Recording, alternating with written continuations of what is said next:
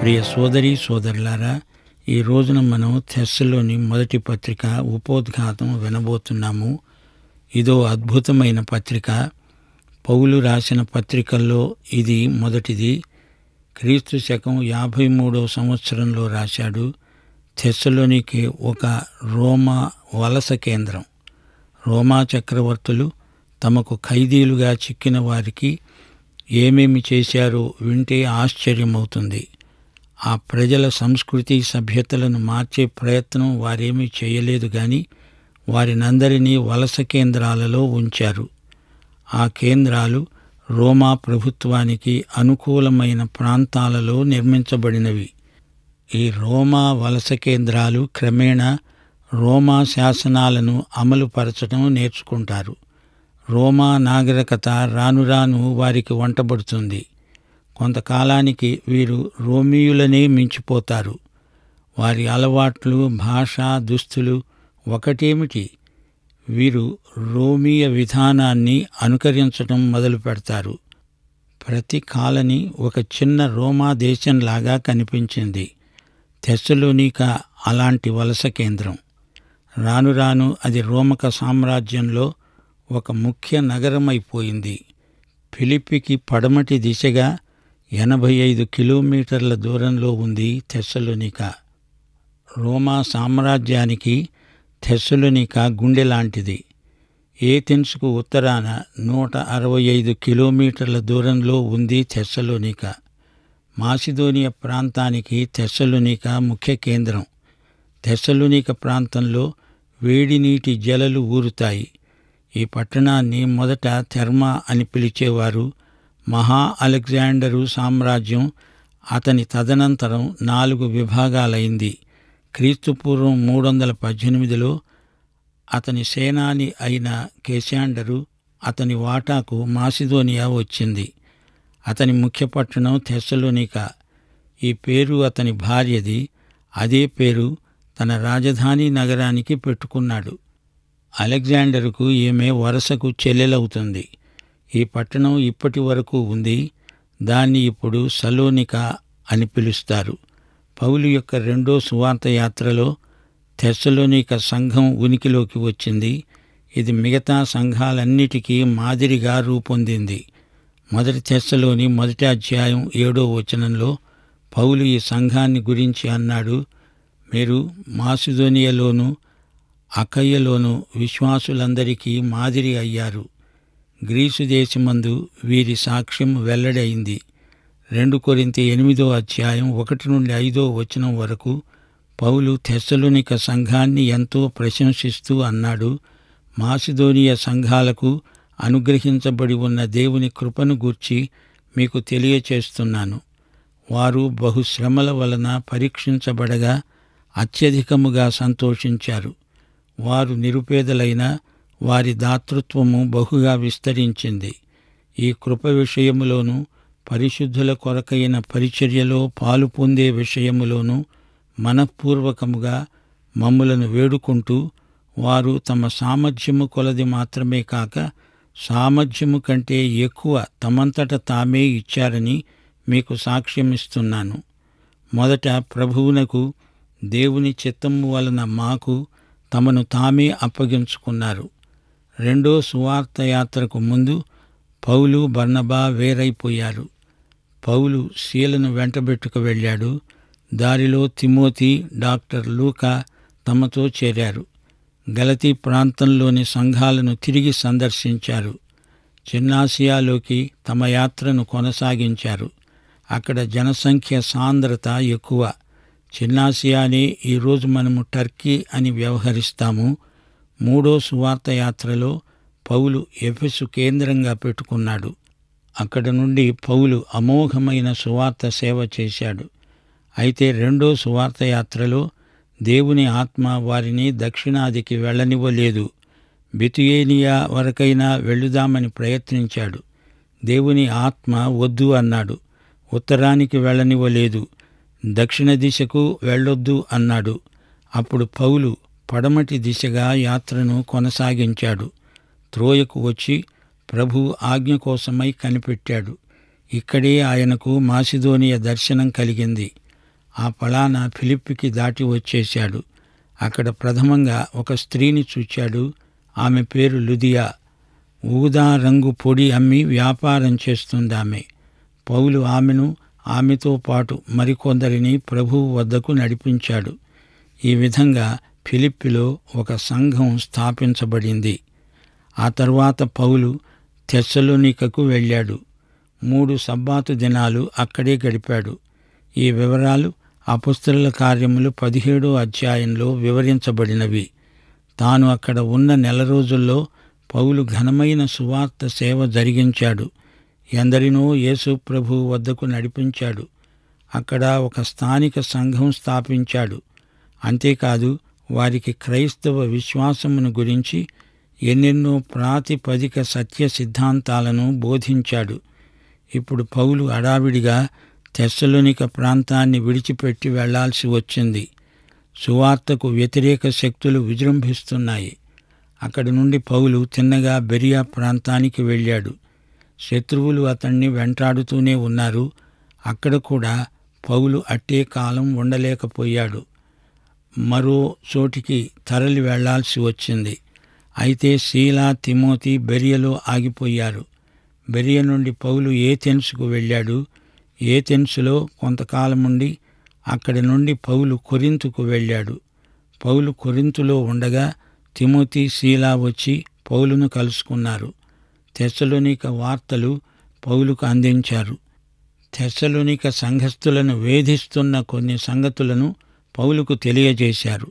అప్పుడు పౌలు తెస్సలోనిక సంఘానికి ఈ ఉత్తరం రాశాడు. వారికి ఎన్నో కొత్త సత్యాలు నేర్పాడు. వారికి ఎంతో ఆదరణ చేకూర్చాడు. ఇంచుమించు 1 నెల తెస్సలోనికలో ఉండి సంఘమును గురించిన సత్య సిద్ధాంతాలెన్నో వారికి బోధించాడు. క్రీస్తు రెండో రాకడను గురించిన సత్యాన్ని వారికి తేటగా విడమరిచి చెప్పాడు. వారు విశ్వాసులైనప్పటి నుండి రెండో రాకడను గురించిన వివరాలు ఎరిగి ఉండాలి. సంఘం ఎత్తబడే విషయం వారికి తెలిసి ఉండాలి. క్రీస్తు రెండోసారి వస్తాడు, రాజ్యం స్థాపిస్తాడు అని వారికి తెలిసి ఉండాలి. ఈ విషయంలో అజ్ఞానాన్ని ప్రభువు ఏమాత్రమూ ఒప్పుకోడు. అప్పటికి తెస్సలోని సంఘానికి 1 నెల వయస్సు కూడా రాలేదు. పౌలు వారికి ఈ మహా సిద్ధాంతాలను విడమరిచి చెప్తున్నాడు. యేసు రెండోసారి రాబోతున్నాడు. అకస్మాత్తుగా వస్తాడు. ఏ ఘడియో ఏ క్షణమో తప్పక వస్తాడు. పౌలు ఈ మాట చెప్పిన తర్వాత కొన్ని రోజుల్లోనే విశ్వాసులు కొందరు చనిపోయారు. ఈ చనిపోయిన వారు ఎలా ఎత్తబడతారు? యేసు వచ్చేటప్పటికి చనిపోయి సమాధి చేయబడిన వారి సంగతి ఏమిటి అనే ప్రశ్నలు సంఘస్థుల మనస్సుల్లో సందడి చేస్తున్నాయి. పౌలు వారి ప్రశ్నకు జవాబుగా ఈ మాటలు రాస్తున్నాడు. విశ్వాసులకు యేసు రాకడ గొప్ప ఆదరణ. యేసు రెండో రాకడ సంఘటన వివరాలను పౌలు విశ్వాసులకు కండ్లకు కట్టినట్లు చూపుతున్నాడు.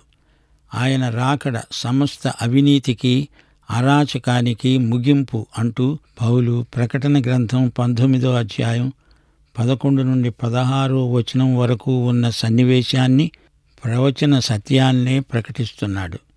తెల్లని గుర్రం, దాని మీద కూర్చున్నవాడు నమ్మకమైనవాడు, సత్యవంతుడు, నీతిని బట్టి విమర్శ చేస్తాడు, యుద్ధవీరుడు, అగ్నిజ్వాల వంటి నేత్రములు గలవాడు, అనేక కిరీటాలు ధరించినవాడు, రక్తసిక్తమైన వస్త్రము ధరించినవాడు. ఆయన పేరే దేవుని వాక్యం. పరలోక సేనలు ఆయనను వెంబడిస్తున్నాయి.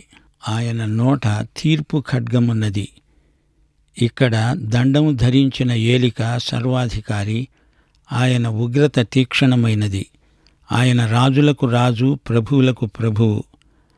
ఆయన రాకడ అతి సమీపం అని పౌలు తెస్సలోనికయ విశ్వాసులను హెచ్చరిస్తున్నాడు.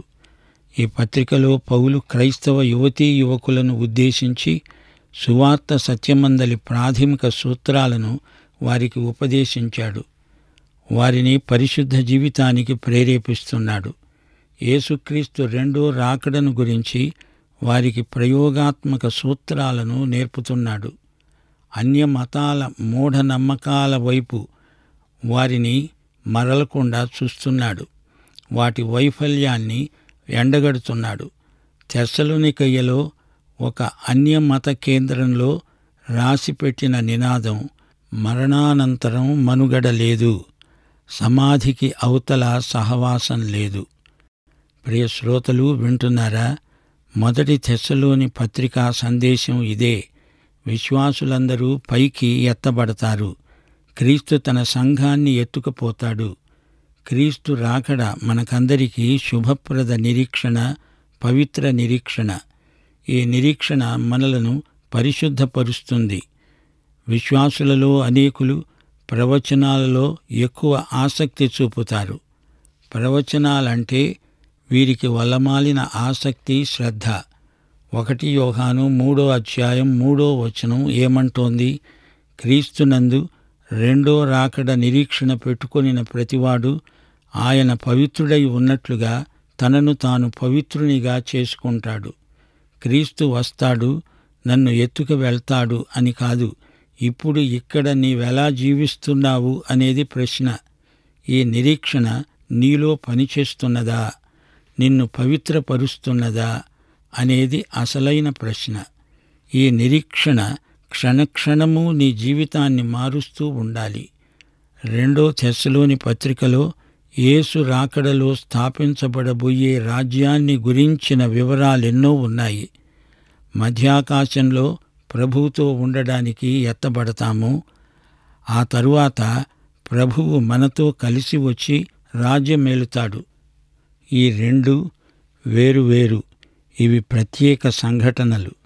మనం అక్కడికి ఎత్తబడడం వేరు, ఆయన ఇక్కడికి దిగి రావడం వేరు. శ్రోతలు జ్ఞాపకం పెట్టుకోండి, క్రీస్తు రాకడ ప్రయోజనమేమిటో విశ్వాసులు తప్పక గ్రహించాలి. ఇక్కడ మనం సేవ చేయాలి. ఆయన వస్తాడు అనేదే మన సేవకు ప్రేరకం. యేసుక్రీస్తు వచ్చినప్పుడు మనకు బహుమానమున్నది.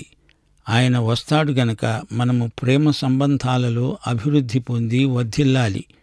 క్రీస్తు రాకడ మనలను సమాధిలో నుండి లేపుతుంది. ప్రభువు రాకడ దృష్ట్యా మన ప్రవర్తన పరివర్తన చెందుతూ ఉండాలి. ప్రభువు రాకడ మనకు శుభప్రద ప్రేరణ, నిరీక్షణ. సువార్త నిశ్చయతతో కూడినది. మనము శ్రమలలో ఉండగా సువార్త మనకు ఎంతో ఆదరణ కలిగించింది. సువార్త వల్ల కలిగిన ఫలితాలెన్నో ఉన్నాయి. విగ్రహాలను విడిచిపెట్టాము. సజీవుడు, సత్యవంతుడు అయిన ప్రభువు రాకడ కోసం కనిపెట్టసాగాము. యేసు రాకడ నిరీక్షణ గొప్ప శక్తి అయి మనలో పనిచేస్తూ ఉంటుంది. ఆయన రాకడ నిరీక్షణ మనలను గొప్ప సాక్షులనుగా రూపొందిస్తుంది. అపొస్తలుడైన పౌలు సంఘస్థులను తల్లిలాగా చూసుకున్నాడు. వారిని వాక్యమనే స్తన్యమిచ్చి పెంచాడు, పోషించాడు. తండ్రిలాగా వారిని కాపాడాడు. ఒక సోదరుడిలాగా వారిని సవాలు చేశాడు. క్రీస్తుకు నమ్మకమైన సాక్షులెవరో వారికి గొప్ప బహుమానమున్నదని పౌలు ఖండితంగా చెబుతున్నాడు. యేసు రాకడ నిరీక్షణ మనలను పవిత్రపరిచే శక్తిగా పనిచేస్తుంది. యేసు రాకడ భావనలో మనలను ప్రతిష్ఠించే గుణముంది. తిమోతి వచ్చి తెస్సలోనికయ వారి వృత్తాంతం తనకు అందించినప్పుడు పౌలు ఎంతగానో ఆనందించాడు. మీరు విశ్వాసమందు స్థిరపడండి, ఎదగండి, పురోగమించండి అంటూ పౌలు వారికి హితబోధ చేశాడు. విశ్వాసుల ప్రవర్తన నియమావళిని పౌలు వారికి బోధించాడు. యేసు రెండో రాకడ నిరీక్షణ దేవుని బిడ్డలకు ఆదరణపూర్వకమైన ఆశాభావం కలిగిస్తుంది. క్రైస్తవుడు మరణిస్తే ఏం జరుగుతుంది? ఎత్తబడటంలో సంఘం ఎలాంటి దీవెన పొందుతుంది? 4వ అధ్యాయంలో ఇదంతా తేటగా చూపబడింది. క్రీస్తు రెండో రాకడ అంటే సంఘానికి ఎంత ఉద్రేకమో! ఆయన వస్తే జరిగే సంఘటనలు ఎంతో వేగవంతమైనవి. క్రీస్తునందు మృతులైన వారు మొదట లేస్తారు. అప్పటి వరకు సజీవులై ఉన్నవారు మహిమ శరీరాలకు మార్చబడతారు. యేసు మరల రాబోతున్నాడు గనక దేవుని బిడ్డలారా సిద్ధంగా ఉండండి. ప్రభువు ఆజ్ఞలను పాటించండి. అప్రమత్తులై ఉండండి. ఈ విధంగా పౌలు మొదటి తెస్సలోని పత్రికను రాసి ముగించాడు. ఈ పత్రికలో అడుగడుగునా విశ్వాసులను మేలుకొల్పే సందేశమున్నది. ఈ పత్రిక పౌలు చేసిన రెండో సువార్త యాత్ర సందర్భంలో రాయబడింది. పౌలు ఈ పత్రిక రాయటంలో ఉద్దేశ్యం ఒకటే, వారి విశ్వాసం స్థిరపడాలి. పౌలు వారి విశ్వాసాన్ని ఎంతో ప్రోత్సహించాడు. యేసుక్రీస్తు రెండో రాకడ దృష్ట్యా దేవుని బిడ్డలు ఈ లోకంలో ఎలా ప్రవర్తించాలి, ఇదే అంశాన్ని ప్రతి అధ్యాయంలో పౌలు ప్రస్తావించాడు. యేసుక్రీస్తు మళ్లీ వస్తాడు, తన ప్రియ ప్రజలను తన దగ్గరికి చేర్చుకుంటాడు గనుక విశ్వాసులు ఈ దివ్య సత్యానికి తగినట్లుగా బ్రతకాలి, నిరీక్షణ కలిగి జీవించాలి. విశ్వాసులలో ఆనందోత్సాహాలు ఉరకలు వెయ్యాలి అనేదే ఈ రచయిత ముఖ్యోద్దేశ్యం. విశ్వాసులు తమ దేవుణ్ణి సంతోషపెట్టడానికే జీవించాలి. పవిత్ర జీవితం, సోదర ప్రేమ కలిగిన వారై తమ జీవిత విధానం ఆకర్షణీయమై ఉండేట్లు చూసుకోవాలి.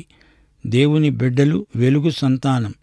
తెస్సలోని సంఘం ఒక ఆదర్శ సంఘమై అభివృద్ధి పొందుతున్నది అంటూ పత్రికారంభంలోనే పౌలు కొన్ని ప్రశంసా వాక్యాలు పలికాడు. వారిని అభినందించాడు. పరలోకమందు మీ కొరకు ఉంచబడిన నిరీక్షణ, క్రీస్తునందు మీకు కలిగి ఉన్న విశ్వాసము, పరిశుద్ధులందరి ఎడల మీకు ఉన్న ప్రేమ, విశ్వాసము, నిరీక్షణ, ప్రేమ, ఈ మూడు వారిలో ఉన్నందుకు వారికి అభినందనలు తెలిపాడు.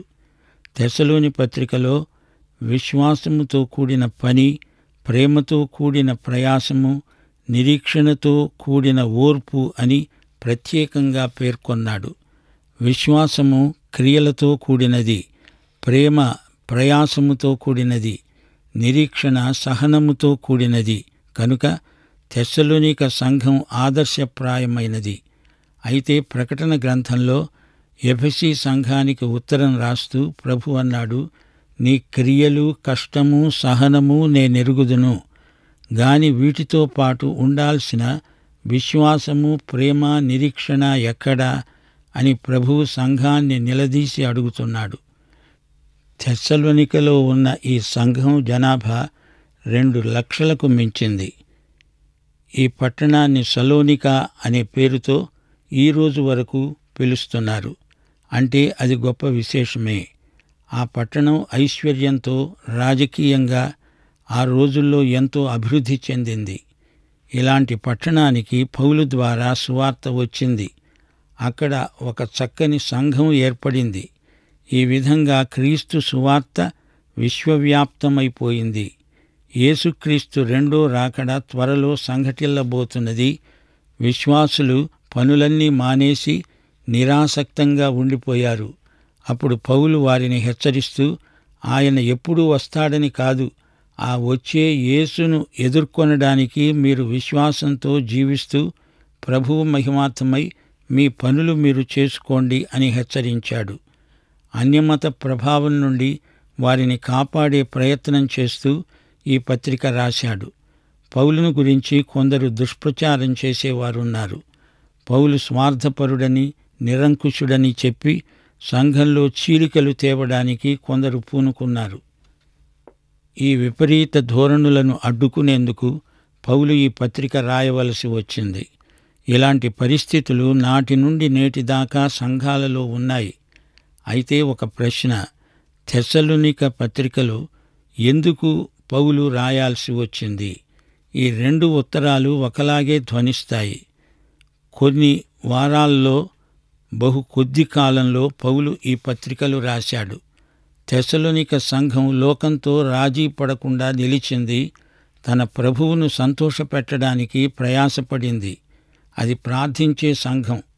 ఈ పత్రికలో పౌలు కాపరులకు గొప్ప హెచ్చరిక చేస్తున్నాడు. మనుష్యుల వలన కలిగే ఘనతను కోరకూడదు. దేవుని సువార్తను మాత్రమే కాక మా ప్రాణములను కూడా మీకివ్వడానికి సిద్ధపడి ఉన్నాము అంటున్నాడు పౌలు. విశ్వాసులైన మీ ఎదుట ఎంత భక్తిగా, నీతిగా, అనింద్యముగా ప్రవర్తించామో దానికి మీరు సాక్షులు. దేవుడు సాక్షి. పౌలు తన సంఘ బిడ్డలకు స్తన్యమిచ్చే తల్లిలాగా, వారిని ప్రేమించే తండ్రిలాగా ఉన్నాడు.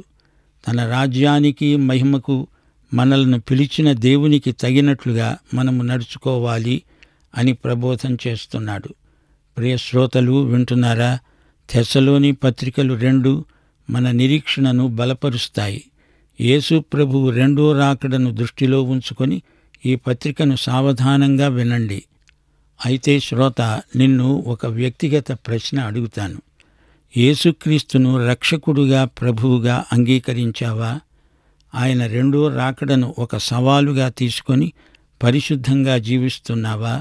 అయితే ఈ పాఠం నీకోసమే. పాఠం ఇంతటితో సమాప్తం.